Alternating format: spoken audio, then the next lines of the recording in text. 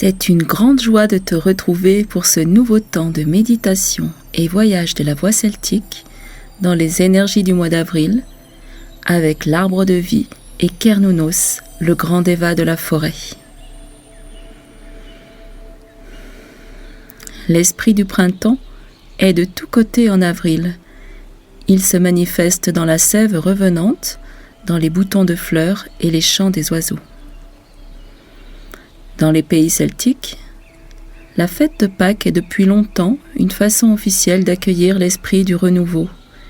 Mais son nom vient de la déesse anglo-saxonne Istre ou Éostre, dont l'animal sacré était le lièvre, qui a donné place au fameux lapin de Pâques.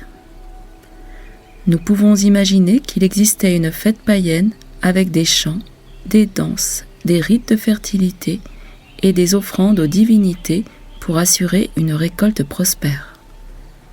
En avril, une vague de feu vert se répand dans les bois alors que les esprits des arbres sortent de leur repos hivernal.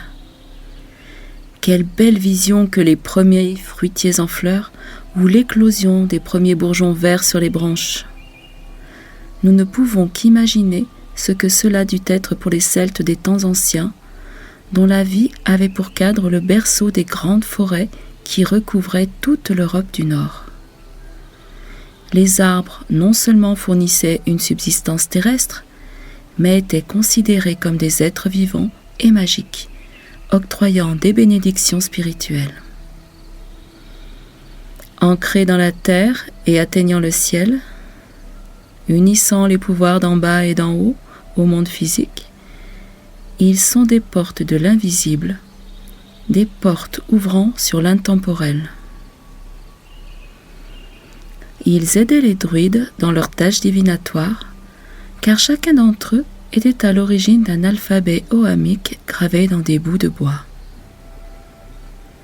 Ainsi, il existait plusieurs arbres appartenant au bosquet sacré, comme l'if, le bouleau, le noisetier, le pommier, le houx, le saule et le chêne, le plus magique des arbres celtiques, celui sous lequel les druides vivaient des rituels ou tenaient des assemblées importantes. Pour les Celtes, la forêt est un lieu magique, sacré et mystérieux, le siège de nombreuses divinités, d'êtres respectés et vénérés. Ainsi, le cerf incarne une part de ce mystère. Il était considéré comme le roi de la forêt, représentant à la fois le cycle de la vie immuable, sa beauté et sa puissance. Il montre le chemin à travers les sentiers non balisés et les voies dangereuses de l'autre monde. Il existe aussi un personnage étrange, mi-humain, mi-cerf, qui apparaît tant dans les cultures européennes qu'asiatiques. Chez nous, il est appelé Cernunnos, le seigneur des animaux, de la fertilité, de l'abondance et de la régénération. Il est souvent représenté avec des serpents dans les mains, des bois de cerf sur la tête, des sacs ou des cornes d'abondance qui déversent monnaie et grains. En Grèce, il était nommé comme le dieu Pan. Il s'agit bien d'un déva puissant, incarnant la sagesse de la communion profonde avec la nature sauvage, mais aussi la puissance incontrôlable de la vie.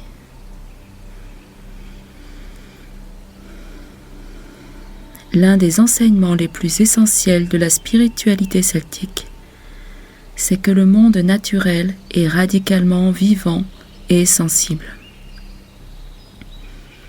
Apprendre à percevoir les arbres comme des membres conscients, vivants de notre communauté planétaire ouvre la voie à une prochaine étape de l'évolution de la conscience occidentale moderne. Quand on a pleinement réalisé cela, de nouvelles possibilités de relations s'ouvrent Et nous pouvons commencer à faire connaissance avec ces grands êtres sages que le monde moderne considère comme de simples fournisseurs de bois ou objets de décoration. Marcher parmi les arbres, c'est se reconnecter avec nos profondes racines ancestrales.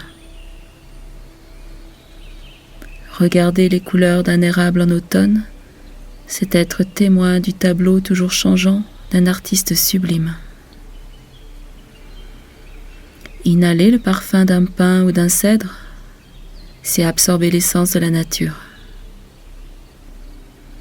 Les arbres peuvent nous aider à débarrasser notre mental de la frénésie de nos vies hâtives, à inspirer nos pensées, à calmer nos émotions et nous emplir de sérénité.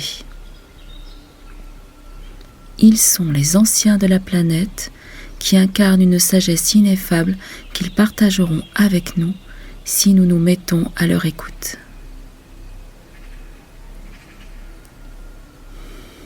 Dans la méditation suivante, tu vas devenir et rencontrer un arbre. Nous aussi avons besoin de permettre à la graine de notre créativité de prendre racine, de pousser et de s'épanouir. Nous aussi, nous devons rester concentrés, déterminés à réaliser nos rêves dans le monde, pour les voir s'épanouir et porter leurs fruits. Tout comme l'arbre dépend aussi du soleil, de la pluie et de l'air, nos rêves doivent aussi être exposés à l'analyse du mental pour imaginer des moyens et des solutions. Nous rencontrerons aussi le puissant Cernunnos pour un voyage intérieur plus intime avec ses énergies de renouveau. Avant de faire la pratique, tu peux déposer sur ton autel des éléments qui te relient au monde des arbres et à un arbre en particulier si tu le souhaites. Tu peux pratiquer cette méditation allongée, assis ou debout si cela est possible pour toi.